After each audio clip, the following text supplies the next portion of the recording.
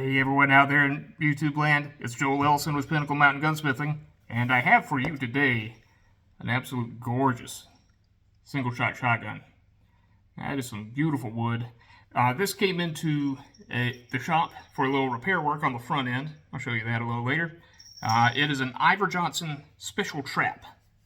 It's a wonderful, wonderful little shotgun made in a time when craftsmanship really meant something.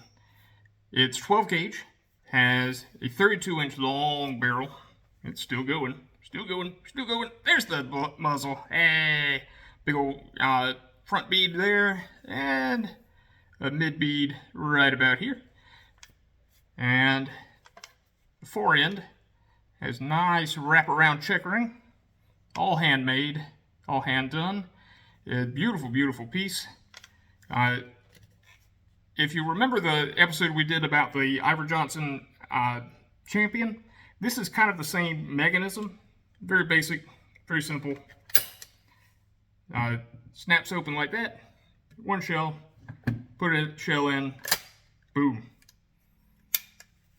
Nice simple hammer to tell whether it's cocked or not. And a very nice, very light, about 2.5 pound trigger. Very, very nice. Let me get it down on the table and show you some details a little closer up. Step by. Okay, let's start back here on the receiver. Let me show you some markings. We have Iver-Johnson's Arms and Cycle Works. Yes, they also made bicycles. And this one's made in Fitchburg, Massachusetts, USA. We have our fore end. Very nice. And that's about as far out as my arms can reach. But it keeps on going. We have our action release, and we have our hammer. There's a very nice rebound mechanism. When the trigger isn't being pulled, hammer can't go forward. When you pull the trigger, boom. It has an automatic rebound. It has to do with the position of where the springs are in relation to the hammer. It overbalances and then comes right back when it strikes the primer. We have a gorgeous buttstock. Oh gosh, look at that wood grain. With the light play around that. Our wrist of the stock has very nice checkering either side. We also have very nice Iver-Johnson wrist cap, I guess you'd call that. Yeah, let's see. And our trigger guard comes off with just one screw. And that's nice and easy. Flip her around so you can see the other side. And there's some more markings. Iver-Johnson's special trap. The trap is a little faded, but it's there. And that's in a nice little scroll. But yeah, this comes apart and puts together about like every other single-shot shotgun. There are, of course, exceptions. There we go. Let me show you the butt cap. It's got the nice little owl there with Iver-Johnson over it. If you take the butt cap out off, you can find the stock bolt that connects all the way up to the receiver. In any case, let me show you some more details. Stand by. Alright, in order to disassemble the shotgun, first always make sure it is clear. And we have. Hang on one moment. Stand by.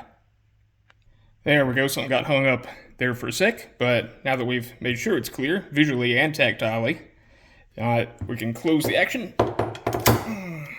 Requires a little bit of effort, but not that much.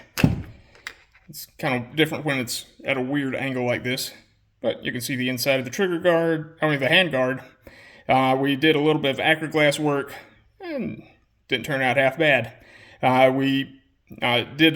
When we got this, the screws that hold this plate on were completely stripped out. We reestablished where those should be, and yeah, it actually feels pretty solid now. With the handguard off, we can open the action again. This is a very bizarre angle. Hang on one second. I'm going to do that off camera. Once it's open, we can kind of come back, and the barrel hooks off of there. This is a little awkward to do on camera, and this is a weird angle that I'm not used to doing things at. But yeah, here we have our action. If you remember our episode about the Iver-Johnson champion, this is pretty much exactly the same. Nice ejectors, spring-loaded ejector on the barrel. Everything's serialized to this one. Everything matches, and I mean everything. Everything from the barrel to the trigger guard to, shoot, even this, the serial number on this plate of the forend, even that matches. Americans' sporting arms weren't so much about having every single teeny tiny piece match to the point of serializing screw heads, like some countries were, not to mention any names, Germany. But they were a little bit finicky with respect to things that actually mattered, about hand fitting, like the barrel, like the stock, things of that nature. Actually, let me show you something underneath the butt pad while we have it open. Stand by. Hey, here we are back. I've taken the liberty of removing those two screws, and you can tell there's an original, looks like China marker, marks on there, telling you that this is indeed the original part. Even a little hand scratched serialization on the butt plate. This is really a nice example of an Iver-Johnson single shot shotgun, and yeah, it's gonna be a really nice shooter for its owner. You know who you are, and thank you very much for allowing us to use it on the program. But yeah, you can see the spring down there for the latching bolt down there. The firing pin kind of free floats, and yeah, it's just held with that one screw. Nice and easy. These are nice simple guns, nice long receiver, unlike some that that are just so short there's not much to hold everything together. This one's very solid. There's lots of steel to hold everything nice and square and tight, and yeah, this is going to be a lot of fun for somebody. I'll put her back together and I'll share with you a few more thoughts. Stand by. Alright, we've got her back together, and it's about ready to go back to the customer. This is a gorgeous little shotgun. I very much thank the owner for allowing me to film it, and thanks for coming along with me. If you found value in our work, please feel free to like, comment, and subscribe below. If you'd like to support us more directly, go to PinnacleMountainGunsmithing.com and schedule an appointment to come see us. We're located in the upstate of South Carolina, and we service the whole area.